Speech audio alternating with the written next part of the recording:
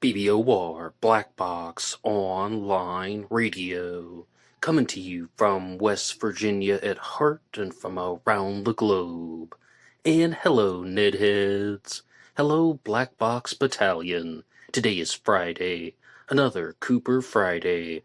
Welcome to the show. How's everybody doing?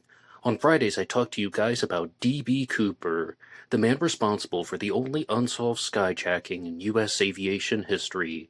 And in this episode, I will be discussing the challenge question, did D.B. Cooper go to Mexico after the skyjacking was complete, as well as responding to a video from the D.B. Cooper Sleuth channel made by Ryan Burns, and the latest live stream from Eric Ulis. And you guys know the drill. You can hit the like button if you want, subscribe if you haven't, and drop a comment down below if you have something to say about D.B. Cooper. For larger things, you can send them to me at blackboxonlineradio@aol.com. And I am your host, Blackbox Ned.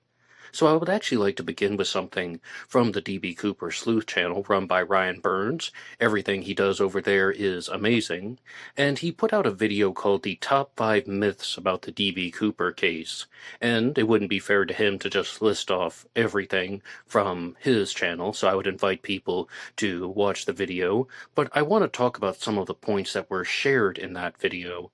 And firstly, it's that D.B. Cooper did not necessarily jump into the wilderness. D.B. Cooper did not necessarily jump into extremely horrible, inclement weather. It may have been raining on the night of the skyjacking, and D.B. Cooper may have jumped into cold temperatures, but they weren't below 0 in Fahrenheit, even though they might be below 0 in Celsius, and also that D.B. Cooper was not completely putting himself at risk. It would be a much easier jump than a lot of what the media presents. And if you do watch sort of, I guess we could call them high-end documentaries about D.B. Cooper, they make it look like there's a very, very low chance of survival.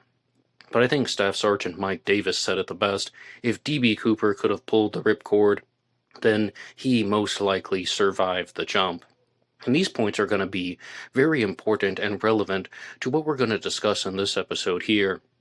I've been following the live streams that are put out on the New Cokes channel, New Cokes, Nukehoax, that's run by Vincent McConnell, and he was talking about a particular theory that is the title of this episode. Did D.B. Cooper go to Mexico? Now I'm just going to share a little bit of backstory and a little bit of the rationale. And firstly, we have D.B. Cooper on the plane, and he gives the name Dan Cooper. Dan Cooper is the name of a French-language comic book character, a Canadian comic book character, but the comics were popularized in France and Belgium. You'll often find it referred to as a Franco-Belgian comic. Now that's French language, and D.B. Cooper jumped near the Canadian border, more so than the Mexican border. I mean, he jumped mostly over southern Washington. Some people think that he jumped over Oregon, but I am not one of them. And when I did my psychological profiling episode where I responded to Pat Brown, who released her criminal profile for D.B. Cooper, she pointed out all of these things. And I think the way that we can look at Vincent McConnell's response is, what if everybody got fooled? Now, he didn't mention Pat Brown by name, but I want to look at her observations. She's like, okay, he used the name Dan Cooper. That's the name of this French language character. I mean, they speak French in Canada, and he jumped near the Canadian border. She began to think that D.B. Cooper was somebody who was Canadian. He did not have service experience in the American military because he did not wear gloves when he was on the plane. He also seems like he may have wanted to go back into Canada. That's why he jumped so close to the Oregon border, or you could even say that he jumped close to the Canadian border. He said that he wanted to go to Mexico. He said he wanted to go to Reno to refuel.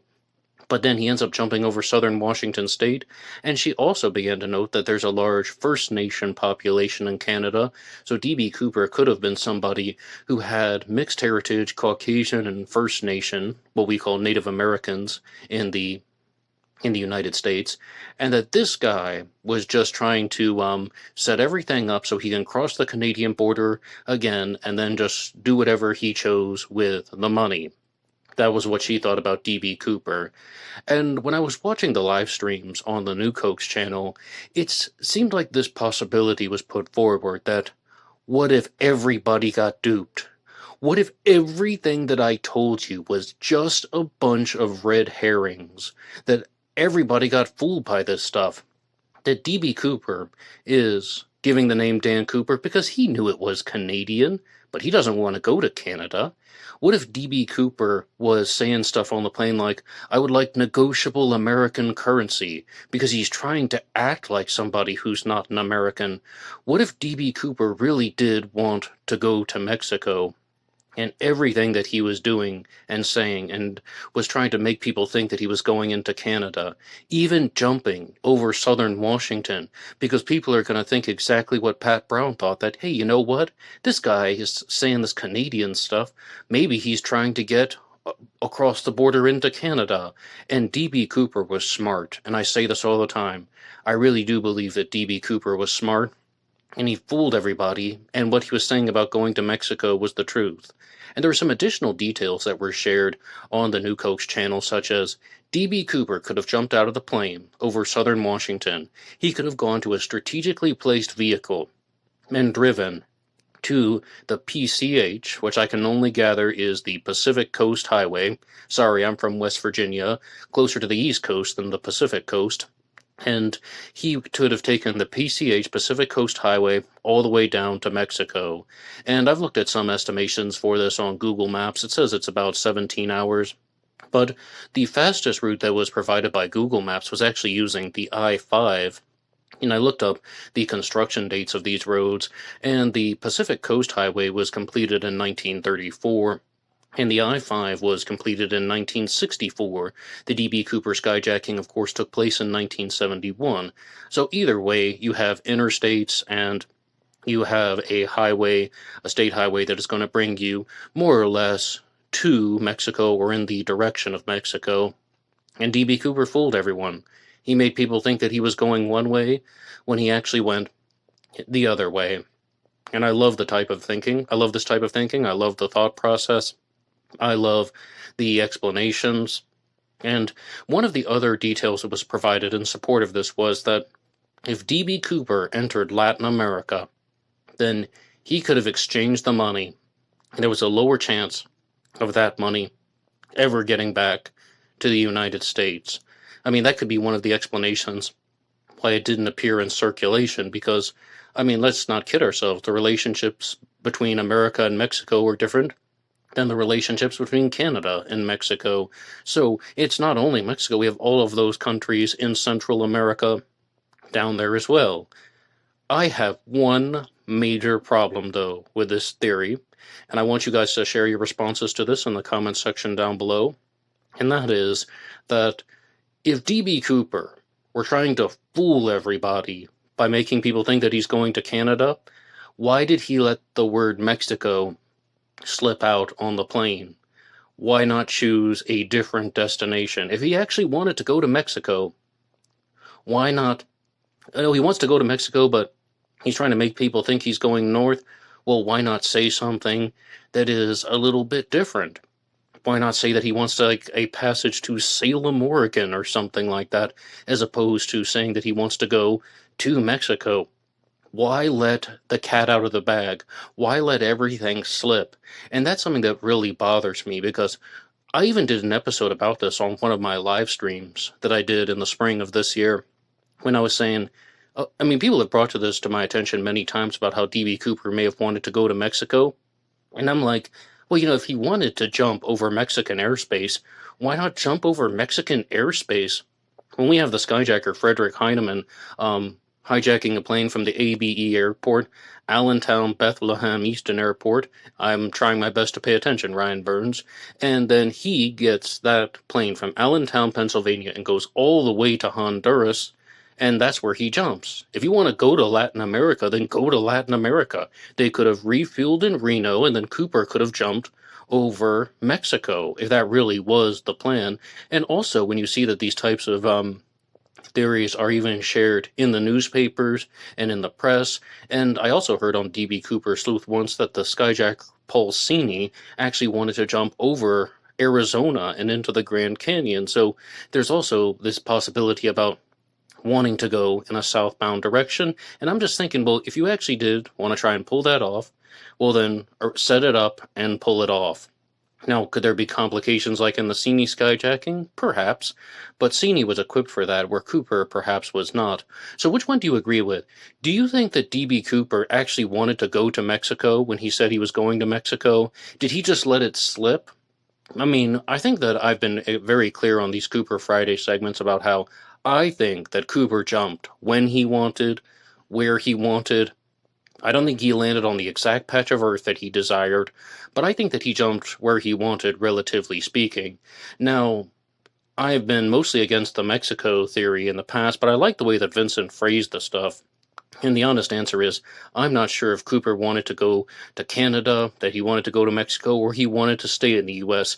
I think that there is very little evidence to indicate everything one way or another. But, I mean, please give your responses in the comment section down below. Did D.B. Cooper want to go to Mexico? And right now, I would like to switch gears and talk about the recent live stream that came out on Eric Ulis' channel, where it was more or less called My Complete Theory, where Eric Ulis was sharing his full D.B. Cooper theory, or all of the observations that he had made about the D.B. Cooper case, as well as looking at questions and comments from people in the live chat. Now, I'm going to play a clip from Eric Ulis' live stream. It's about 3 minutes long, about 3.5 minutes long, and I'm also going to be talking about some different ideas that he has shared. But without further ado, I'll just bring Eric Ulis back on the program, and then let's respond. Let's start kind of at the beginning here, and like I said, feel free to pepper me with questions or comments or whatever at any point here, but you know, the first thing is, you know, how he got to the airport, how he ended up in Portland. That's still a mystery, obviously. Nobody really knows how the guy showed up. He just showed up at the ticket counter there and decided to lay down a ticket, though. So, Fred, how you doing? Maybe Cooper came back for Money and Shoots. Okay, we'll talk a little bit about that. But I believe that D.B. Cooper actually flew into Portland probably an hour or so earlier in the day. And the main reason why really comes down to, well, there's a couple of things, but I think the biggest clue in my mind is that he didn't have any luggage. He didn't have any luggage at all. And so that's the first thing to keep in mind. The second thing to keep in mind is that he attempted to be the very last person to board the jet. Now, as fate would have it, he was the second to last person to board the jet because Bill Mitchell, the then 20-year-old college student who's a good friend of many of us in the D.B. Cooper world, Bill Mitchell was running really kind of late and he boarded immediately behind Cooper. Now, on that day, they actually boarded via those air stairs that deploy from the back bottom of the fuselage. So the passengers had to walk across the tarmac and literally boarded the jet from the back like that. I actually believe I did that one time as well. Hey Seth, how you doing, brother? No, just drinking water, just drinking water. But, I believe probably the 90s, probably somewhere in the early 90s, maybe late 80s, but I do recall doing that same thing as well.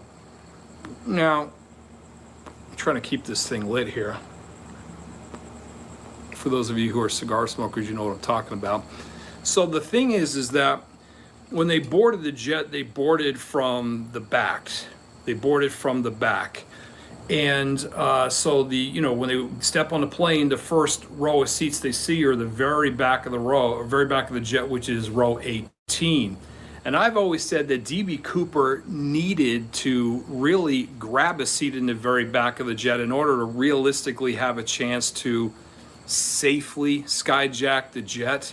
And given that he was essentially the very end of the passengers to board, he couldn't be certain that he didn't get on the jet in the back couple of rows didn't already have passengers. So if that had happened, I believe, and this is just speculation on my part, but I believe that this is likely the case. I believe that DB Cooper would have just simply walked up maybe toward the middle of the airplane, grabbed a seat, row 10, for example, and would have aborted the attempt to skyjack the jet. He would have just flown to Seattle as a normal passenger and would have deplaned in Seattle as a normal passenger.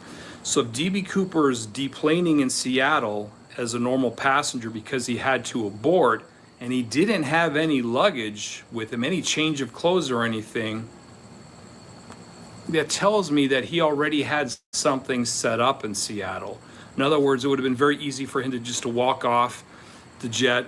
I believe he probably had a motel set up literally across the street from SeaTac, across the street from the airport, and he would have just simply gone to his motel and tried another day. And again, I don't know what the odds are of that happening, but I have to put it at probably about a 50-50 chance. I think there's about a 50-50 chance that there would have been people sitting in that back row there, several people or what have you. Now, as fate would have it, obviously DB Cooper, it was wide open in the back, and he took a seat in the back. And one more time, those were the words of Eric Ulis, and that was on his YouTube channel, which is just called Eric Ulis, Ericulis, and he has lots of live streams, which are very interactive, where he talks with the audience, and I thank him for those. So what do we make of everything that you have just heard in that clip?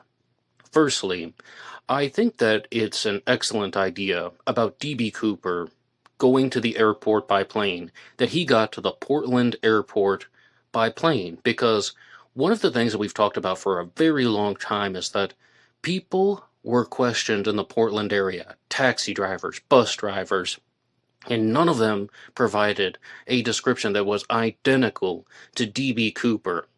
None of them said that, oh yeah, absolutely, I gave a ride to that guy to the airport, he was in my taxi at the appropriate time. No, otherwise that would just be plastered over every single DB Cooper book, documentary, and podcast around. But also, really, this is something that is widely established, that there was no definitive sighting of Cooper going to the airport via bus or taxi or public transit. And one competing theory is that he was given a ride by somebody. That person could have been a knowing accomplice, or they could have been an unknowing accomplice. But I love this idea about how DB Cooper could have arrived at the airport by plane, because, again, this ties back to some of the stuff that I talk about on Cooper Friday, and I didn't say it during the intro this week, but of course I'm going to conclude this episode with the Cooper Profile segment, which is all about the psychological profiling of skyjackers. And in the Cooper Profile, I mostly respond to the writings of Dr. David G. Hubbard, who was a psychiatrist who concentrated on skyjacking, and with his observations, one of them was that skyjackers all had two things in common. They like vigorous walking, and they also do not mind traveling long distances. So that's completely normal for somebody to get there by plane. No witness descriptions and sightings of him in Portland by bus drivers or taxi drivers. Maybe he got a ride from a friend, or he also could have flown in on a plane. And what Eric Ulis was talking about in his video was that DB Cooper started out in Seattle. He had a motel room. He got a motel room relatively close to Seattle-Tacoma Airport. He takes the morning flight down to Portland. He's maybe just at the airport, and I might get into some trouble for this, because one thing that I genuinely do think, this is just kind of like guesswork on my part, but I think that DB Cooper had a disguise with him, or he had ways to alter his appearance. For example, DB Cooper has his briefcase, which has the bomb, and he also has a mystery bag, and we don't know the contents of the mystery bag. And if I just had to give my honest take on what I think was in the mystery bag, I would say that it was a pair of goggles for the jump and some type of disguise. So he may have flown into Portland with a completely different appearance, maybe a wig or fake mustache, something like that. And I know I'm saying too much right now, and people are already going to have the gears turning in their heads, but we're talking about different ideas related to D.B. Cooper here on Cooper Friday.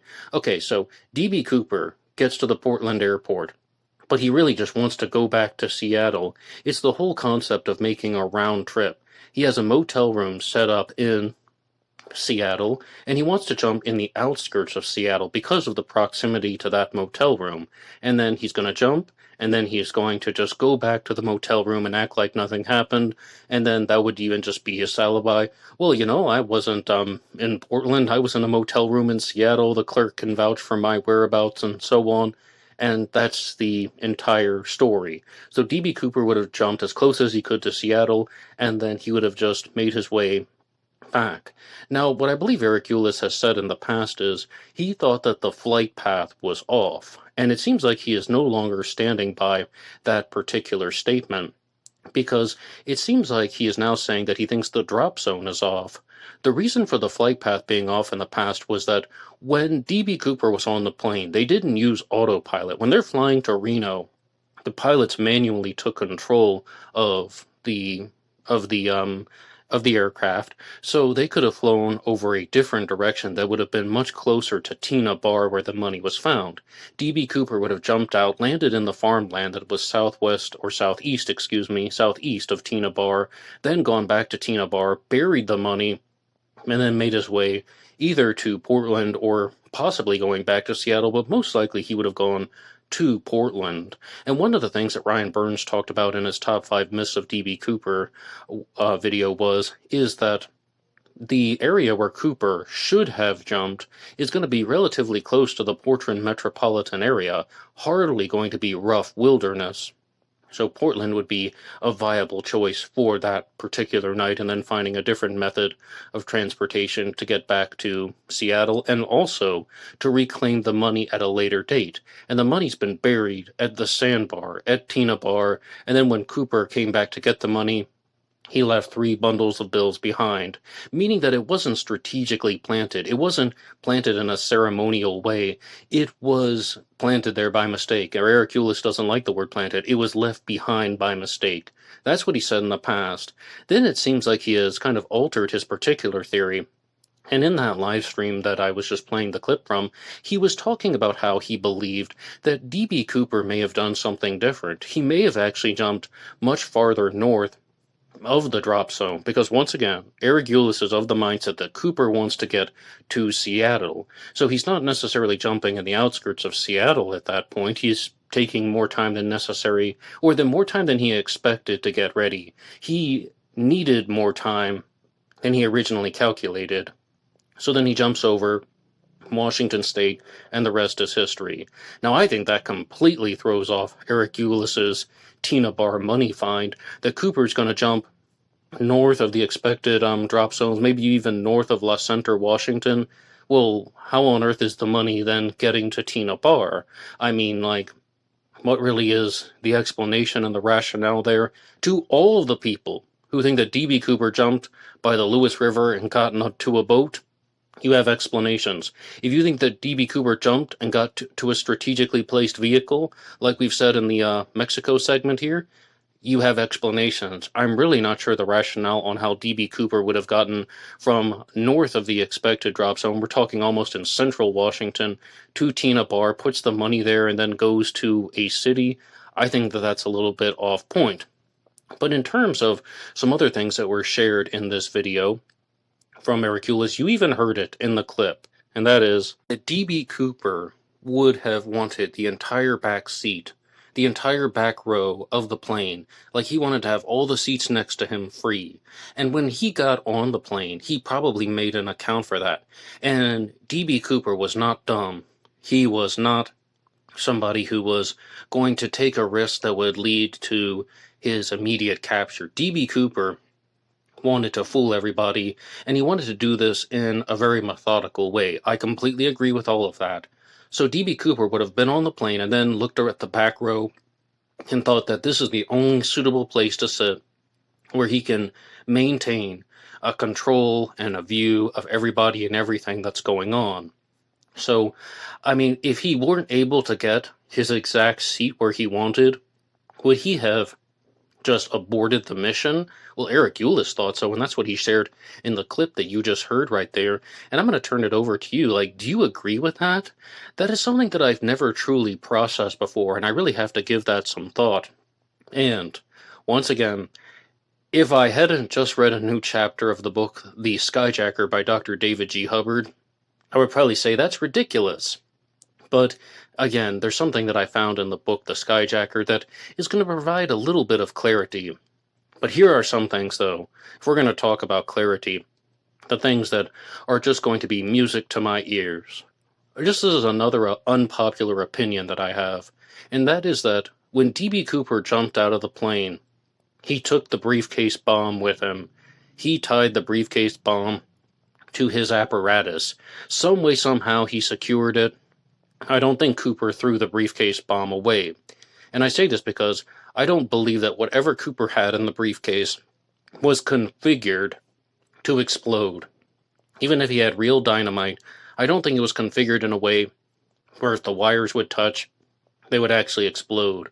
I think that Cooper he may have had real explosives, but I don't think that it was as risky as people think. Or Cooper may have jumped with a dud. In the past, I was 100% like saying the bomb was a dud. Anyway, the reason why I say this is the bomb has never been found. If they found $6,000 at Tina Bar years later, then they didn't find the briefcase, they didn't find the dummy parachute, they didn't find anything from Cooper's jump. And I think that that's because Cooper took it with him, and if you read a book like Into the Blast by Skip Porteous and Robert Blevins, they talk about how they think Cooper landed, and that he had a shovel in the mystery bag, a collapsible shovel, and he dug a hole and he buried some of the items. Maybe it could even be the briefcase bomb, or that might actually be something that that he took with him. I don't recall that exact detail, but they definitely said that he dug a hole and he buried things like the parachute, and that's why they've never been found. They're just buried under a shallow patch of earth on November 24th of 1971. Okay, I mean, I'll definitely consider that stuff, and I'll definitely approach that with more of an open mind. But what do you guys think? Do you think that D.B. Cooper jumped with the briefcase bomb, or do you think he threw it away? And one of the reasons why Eric Ulis is now saying that he thinks the drop zone is farther north than originally believed is just for what I said about the briefcase bomb. Where was it? Where has it been found? It's just what I've said about all the other items. The evidence was not located in the expected drop zone, therefore, maybe he jumped farther to the north. But I think that that is heavily based on Eric's assumption that D.B. Cooper wants to go to Seattle, and I have no idea if D.B. Cooper actually did have a plan to go to Seattle. I would only add the condition that this thing about having a motel room in Seattle and that's the target for everything, I would add the condition that I think that would work if Cooper had done it for 7 days or 5 days or something. It would definitely not be only on November 24th of 1971, because again, what if there were a problem in the skyjacking and he ends up in Portland and they start knocking on the door? Hey, Mr. So-and-so, you need to check out now. And then they go in there and, he just has all of this stuff left behind. Even if that didn't lead to the capture of D.B. Cooper, which we know that Cooper was not caught, that would create an enormous red flag, an enormous amount of suspicion. And I don't think that Cooper was that careless. So if he booked the motel for like 7 days or something, then perhaps he could get away with it. But I would love to know what you guys think about anything here. And the final thing that Eric Ulis shared in his live stream that I said was just absolute music to my ears was that, why did D.B. Cooper get away with this? Why? Because D.B. Cooper was always one step ahead of the authorities. He was always thinking in advance. And I absolutely believe in every fiber of my being that that's how Cooper got away with this. And I would really love to know what you think about anything here. Just to do a very brief recap of the subjects discussed in this episode. Number one, of course, is the title question. Do you believe that D.B. Cooper went to Mexico? Number two, we can always share some theories about how the money got to Tina Bar. Number three, do you believe that D.B. Cooper took the briefcase bomb with him when he jumped, and I do mean like tied it to his apparatus in some way, secured it to his person in some way when he jumped out. Number 4 would be, do you think that D.B. Cooper would have aborted the mission if he didn't get the back row of seats or didn't get the specific seats that he wanted on the plane? And I hope I was clear about that, because D.B. Cooper was on the plane, and Eric Ulis states very clearly that he had no luggage. He didn't have a large suitcase with him. He had the mystery bag and the briefcase, and the mystery bag was estimated to have been rather small. I've heard it described as the size of a shopping bag, but on Ryan Burns' channel, he was even talking about how it perhaps wasn't that much bigger than the briefcase. But I would always say he still could have had clothes in there, so he may have had a shirt or, as I said, some type of garment in there. I mean, who's to say that D.B. Cooper didn't have a different shirt in the mystery bag? It's a mystery. We do not know. But this would all be suggesting that D.B. Cooper was not planning to spend a large amount of time in the, wilderness, for lack of a better term, and that's why Eric Ulis thinks that he's trying to get back to a motel room in Seattle. What do you think about any of that stuff? And right now I would like to shift again and start talking about the Cooper Profile segment, where I conclude the episodes discussing the psychological profiling of skyjackers. Please share anything you want in the comments section down below. And this is one where I focus on the writings of Dr. David G. Hubbard, who wrote 2 books about skyjackers. One is called The Skyjacker, the other is called Winning Back the Sky. And the story for this week is the tale of a man named Abe. And Abe is a different type of skyjacker. At first, he starts out as a bank robber. So many people notice this, the similarities between skyjackers and bank robbers. And Abe robs banks, and he actually tries to give money away. He's actually acting like a real-life Robin Hood, by his own admission. But ultimately, he decides to participate in a skyjacking with at least one other accomplice. And while he's on the plane, Abe is standing up, and he's about to hand a note to the flight attendant saying that they're going to skyjack the airplane. But his accomplice pulls him back down, is like, no, don't do it, but they've already been alerted. The accomplice saw something where they should abort the mission, but Abe did not, and ultimately they were captured. You can think about D.B. Cooper handing the note to Florence Schaffner, and she just puts it in her pocket, and he's like, miss, you better take a look at that note again. I have a bomb. Well, this guy stands up and makes a spectacle of it, and ultimately it leads to their capture. And one thing that Dr. David G. Hubbard really wanted to note in the book is that Abe is not so much a skyjacker, but an attempted skyjacker. And the reasons that he provides really seem to change, because at first it's looking like this guy is very calculating. He's a little bit brash and a little bit brazen, robbing a bank and giving the money away. Not exactly calculating in the Cooper sense, but he seems like he's aware of what he's doing. He seems like he's aware of his mental faculties. But by the time he's interviewed by psychiatrists, he starts saying a bunch of things like, I'm out of touch with the equilibrium. I'm out of touch with time. I'm a Greek god, or I'm on par with a Greek god. And he's saying all these things that almost sound like he has a psychotic disorder. And then I decided to bite my tongue for a second as I was reading the book, and I'm like, now wait a second, I should say it a little bit more clearly.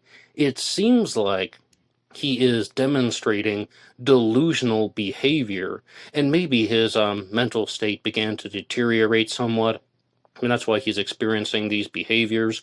But after I put the book down for a little bit, and I just began to think about it a little bit more, I really began to wonder how much this guy Abe was faking, and how much he was pretending to be, delusional or psychotic, because it doesn't seem like there's any recorded history of him experiencing these types of delusions prior to the arrest or prior to being incarcerated in the psychiatric facility. But again, I mean, he's being interviewed by multiple doctors, and there are also comments from a different psychiatrist about him in the book. So you would really expect that, and hope, I should say, not expect, but you would hope that they would be able to see through BS if it were presented. But in terms of the way that this guy operated and his mental functions, he is somebody who experienced a wide range of dreams throughout his life. A big commonality in the Skyjacker segments that I do on this channel for the Cooper Profile are that Skyjackers rarely dream about flying. They frequently have dreams about paralysis and about falling. But Abe was somebody who had frequent dreams about flying, paralysis, and falling. All of that. And this is just my take on the subject from some guy who read the book, and that is that when there are skyjackers who have dreams about flying, usually there is something that is very different that sets them apart from the other skyjackers, and that is that their behavior is just somewhat different. Say, for example, with Abe, he's not even a complete skyjacker. He is an attempted skyjacker who got shut down. He really just stood up and said, hey, miss, I have a note or something to that effect. And his accomplice pulls him down, and one thing leads to another, and they find out that these two had a plan to skyjack the airplane. And Abe ends up in a psychiatric institution. So in that regards, this guy is an attempted skyjacker, and he isn't someone who completely went through with the plot.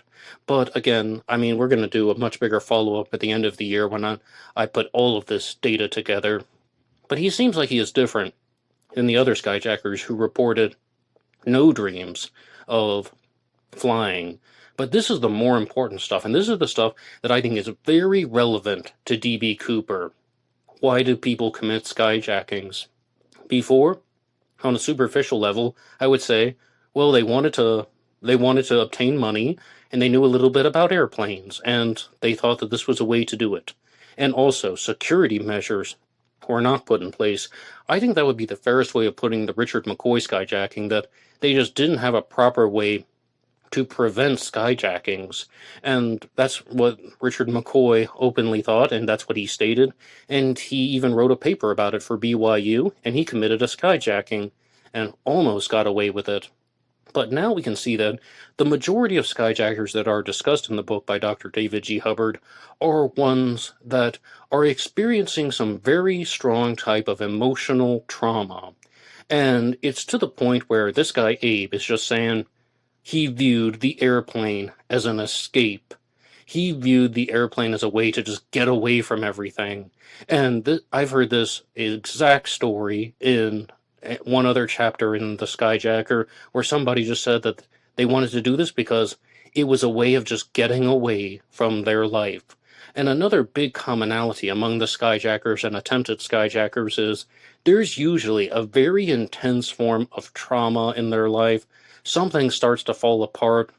They realize that their life didn't turn out the way they wanted, and there's a very clear reason why they're doing this. They're trying to escape their emotional past. And I really want to explore this more by going through all of my notations about the book The Skyjacker, because right now I'm leaning toward D.B. Cooper actually being married. I mean, the whole point of this is to profile D.B. Cooper, right? And in the past, if you had just asked me would I think that D.B. Cooper was married, I would have said yes, perhaps somebody who was married because of his age. And that's because D.B. Cooper was estimated to have been in his mid-40s, maybe younger, maybe older, we don't truly know. All right, he's somewhat of an older adult male. Okay, there's a high chance that he was married. Lots of older adult males have kids, right? Married with children. But there are additional supporting reasons that I've gathered from The Skyjacker, and that is that D.B. Cooper may have been married with children, and he could have experienced a divorce. I think that that would be very appropriate for the time, place, and age, not to mention that the skyjacking happens the day before Thanksgiving, 1971, a holiday that is all about families. So then Cooper is perhaps separated from his wife and kids, and this leads him to start planning the skyjacking. I mean, maybe this is a possibility, and it's something that I'm going to explore more with the Cooper Profile segment here. And one more time, you can hit the like button and subscribe if you want to follow along with these D.B. Cooper discussions every Friday. But overall, with this individual Abe who is being investigated and interrogated, I told you I would come back to that statement from Eric Ulis about how Abe is giving up on the plan, or his accomplice wants to abort the plan and just pulls him back down. No, don't do it. Something to that effect. If things looked like they weren't going right, the skyjacker would abort the plan. And I think that that's very simple. So that actually gives some credence and some viability to the claim that was put forward by Eric Ulis And I do thank him for his live stream and everything that he has shared, as well as all of the other sources that I've talked about, the New Cokes channel, the DB Cooper Sleuth channel, and whether it's the book Into the Blast or the writings of Dr. David G. Hubbard. And I also want to thank all of you guys here. What do you think about my statement that I think that DB Cooper was married or divorced and that he had children and he was separated from his family, and that was one of the reasons that triggered him to start planning the skyjacking? What do you think about all of that? Please put your ideas in the comment section down below. You know where to write the show, blackboxonlineradio@AOL.com. You can also get me on Facebook. My personal Facebook name is Ned DeHaan. And there is also a Black Box Online Radio Facebook page that I'm starting to use more. And of course, BlackBoxNed88 on Instagram. And I use these platforms to release shorts and reels Monday through Friday, mostly talking about serial killers, true crime books, and anything under the sun or in the darkness. And to those of you who are daily listeners to Black Box Online Radio, I will be launching a new segment on Tuesday about the disappearance of Maura Murray. And I started out by talking about the disappearance of Madeleine McCann on Tuesdays, but you guys have sent me a lot of great resources about the disappearance of Maura Murray, so I'm going to resume making episodes about that case, about that unsolved mystery. And in addition to liking and subscribing, if you want to support all of these efforts, you can go over to buymeacoffee.com, buymeacoffee.com/blackboxned88, and that allows you to make a donation or contribution to help support the show. And anybody who makes a donation will get a shout out on Zodiac Monday. And, of course, you can download this program for free on Spotify and Apple Podcasts under the names Black Box True Crime or Black Box Podcast. And the images that you see from this program are archived at True Crime Designs on Facebook. Lots of ways to keep in touch, lots of resources to explore, and I will see you on Monday for a new episode about the Zodiac Killer. Everybody have a wonderful weekend, and until next time.